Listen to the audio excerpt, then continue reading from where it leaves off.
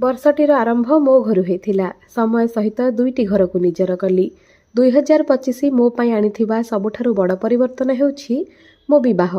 ହୁଏତ ସମସ୍ତ ନାରୀଙ୍କ ଜୀବନ ପରିବର୍ତ୍ତନ ଏମିତି ଏକ ଛକରେ ହିଁ ହୁଏ। ଆରମ୍ଭରୁ କିଛି ସ୍ୱର୍ଣ୍ଣିମ ଦିନ ମୋ ଶାଶୁଘରେ ପ୍ରକୃତିର ପାର୍ଶ୍ୱରେ ବିତେଇ କିଛି ଦିନ ପାଇଁ ମୁଁ କର୍ଣ୍ଣାଟକ ଯାଇଥାଏ, ଯେଉଁଠି ଆପଣମାନଙ୍କର ଢେର ଭଲ ପାଇବା ପାଇଲି।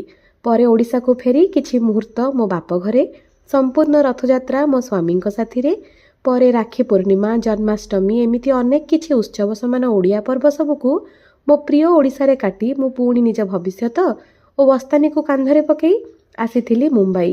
ନୂଆ ସହରରେ ନୂତନ ଭାବରେ ନିଜକୁ ଢାଞ୍ଚାରେ ଏବଂ ଭାବରେ ପକାଇବା ଭିତରେ ନଭେମ୍ବର ମାସ ମୋ ଜୀବନକୁ ଅନ୍ୟ ଏକ ମୋଡ଼ରେ ପରିବର୍ତ୍ତନ କରିଛି, ଯେଉଁ ସ୍ରୋତରେ ମୁଁ ଖୁବ୍ ଶୀଘ୍ର ଆପଣଙ୍କୁ ମଧ୍ୟ ସାମିଲ କରିବି। ବର୍ତ୍ତମାନ ମୁମ୍ବାଇରେ ବାପା ଓ ମମିଙ୍କ ସହ ଖୁବ୍ ସୁନ୍ଦର ସମୟ ଅତିବାହିତ ହୋଇଛି, ଯାହାର ଝଲକ ଆପଣଙ୍କୁ ଆଗାମୀ କିଛି ଭିଡ଼ିଓରେ ନିଶ୍ଚିନ୍ତ ଦେଖିବାକୁ ମିଳିବ।